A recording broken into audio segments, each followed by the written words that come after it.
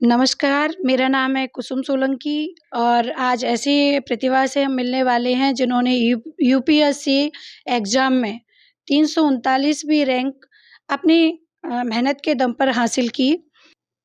जी, आप हमारे लिसनर्स को बताइए कि आपने कितने समय से तैयारी कर रही थीं और आपने यूपीएससी का आइडिया आपको कैसे आया? यूपीएससी एग्ज़ाम का ये मेरा थर्ड अटेम्प्ट था, तो मैं लगभग 3 साढ़े 3 साल से प्रिपेयर कर रही हूँ। और इस एग्ज़ाम को प्रिपेयर करने से पहले मैंने अराउंड 14-15 मंथ्स जॉब किया।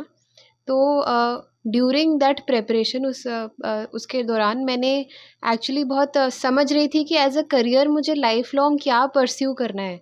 तो उस दौरान मैं बहुत जी, सोच रही थी। जी, तो फिर उस टाइम पे मैंने अ, ऐसे निर्णय लिए ये सोच के कि मेरे घर पे भी मैंने हमेशा अपने डैडी को एज़ अ पब्लिक सर्वेंट काम करते हुए देखा।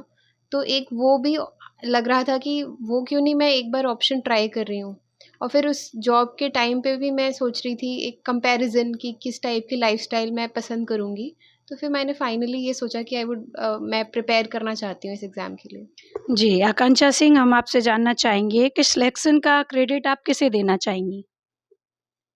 सिलेक्शन का क्रेडिट मैं अपने पेरेंट्स को दूँगी। उन्होंने जिस मोमेंट मैंने उनको बताया मुंबई से कॉल करके कि मुझे ये एग्ज़ाम के लिए प्रिपेयर करना है, तो वो लोग बड़े एकदम से खुश हुए कि हाँ, हाँ, करो।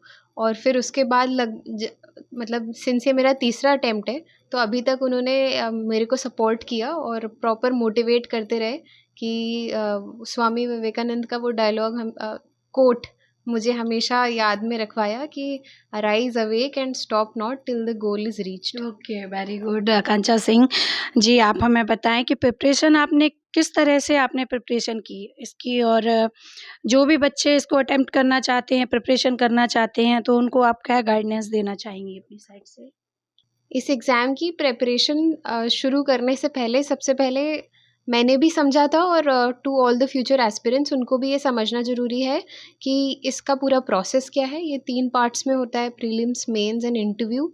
सबकी एक पढ़ाई की अपनी डिफरेंट रिक्वायरमेंट होती है। तो सबसे पहले सिलेबस समझना बहुत इम्पोर्टेंट है और एक जी, ऑप्शनल सब्जेक्ट यस। जिसके 2 पेपर होते हैं मेंस में, उसका भी जो डिसीजन मेकिंग करना होता है वो एक बहुत ही सोच समझ के वाइज़ली करना होता है। तो ये जी, मुझे लगता है कि मैंने बहुत अच्छे से डिसाइड किया।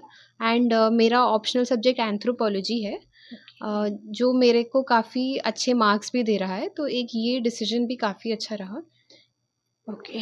आकांक्षा सिंह आप जैसे प्रशासनिक सेवा में जैसे आईं, तो आपके क्या उद्देश्य रहेंगे समाज के लिए? आप क्या करना चाहेंगी आगे और क्या उद्देश्य लेके आप आगे बढ़ेंगी?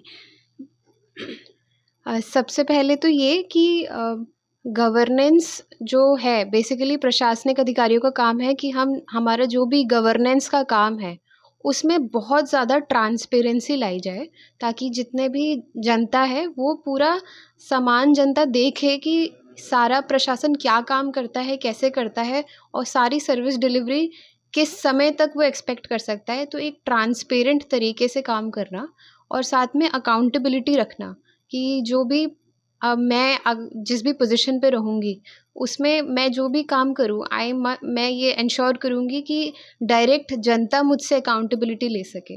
आकांक्षा जी, आप मुझे ये बताइए कि आपने ग्रेजुएशन कहाँ से की? और आप मुझे कॉलेजिंग अपना और ग्रेजुएशन के बारे में थोड़ा-सा बताएँ? मैंने 2014 में आईआईटी कानपुर से biological sciences and bio engineering में ग्रेजुएशन शुरू करी। मैं 2018 क्लास की ग्रेजुएट हूँ और उसके पहले मेरा मैथ्स बैकग्राउंड था इन माय 12th क्लास। तो मैथ के बाद सीधे से आपने फिर यूपीएससी एग्ज़ाम में कैसे थोड़ा-सा बताना चाहेंगी आप?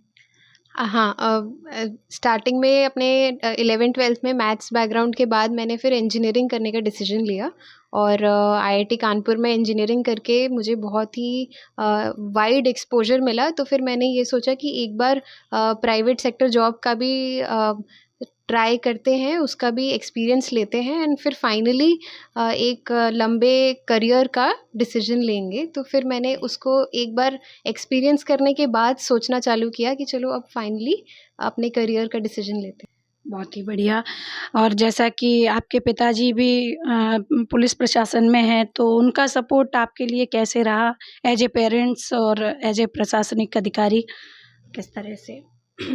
मेरे फ़ादर को तो मैं बचपन से देख रही हूँ कि कैसे उनका एक जो पब्लिक से इंटरैक्टिंग जॉब था, कि वो कैसे उनकी जो पर्सनल लाइफ़ थी वो हमेशा से एक कॉमन मैन के इश्यूज़ के साथ इंटीग्रेटेड रहती थी।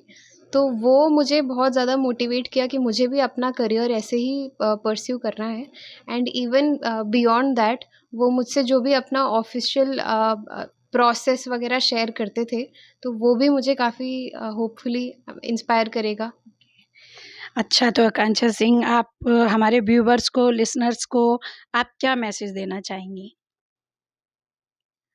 एक message general to all the viewers कि हम अगर कुछ भी करने का एस्पायर करते हैं या कोशिश करते हैं, तो हो सकता है कि थोड़ा समय ज़रूर लगे, बट अगर हमारे अंदर विल पावर है, डिटर्मिनेशन है और एक परसीवरेंस है कि कुछ भी अगर मुश्किल समय भी आए तो उसमें हमें आगे बढ़ते रहना है। वी नीड टू बिलीव कि हमने कुछ अगर सोचा है तो हम उसे करेंगे, तो वो ज़रूर हमारे अंदर ये स्किल्स रहनी चाहिए। ये मैसेज एक जनरल पॉपुलेशन को और स्टूडेंट्स को ये मैसेज कि ये जो एग्ज़ाम है, ये नॉट जस्ट एक आपको एक बहुत ही इम्पोर्टेंट पोज़ीशन दे देता है, अगर हम सक्सेस होते हैं तो, बट ऑल्सो ये एक बहुत ही बड़ी नॉलेज की रिपॉज़िटरी है। तो अगर हम इसकी प्रिपरेशन करने उतर रहे हैं, तो बहुत ही खुश रहना है कि ये बहुत सारा नॉलेज मिलने वाला है एंड नॉलेज इज़ पावर। तो one should be very conscious कि आपको बहुत सीख मिलने वाली है और अच्छे से किया जाए तो सक्सेस भी मिलेगी। आकांक्षा सिंह, आपने बहुत ही महत्वपूर्ण बातें शेयर की और बताई, बच्चों को भी आपने शिक्षा दी कि कैसे-कैसे उनको प्रिपरेशन करना चाहिए। और आपको एक बार फिर से बधाइयाँ कि आपने वाक़ई में देश का, अपने प्रदेश का और अपने माँ-बाप का नाम रोशन किया। बी4यू के व्यूअर्स के साइड से, हमारे स्टाफ के साइड से आपको बहुत-बहुत बहुत धन्यवाद। Thank you so much.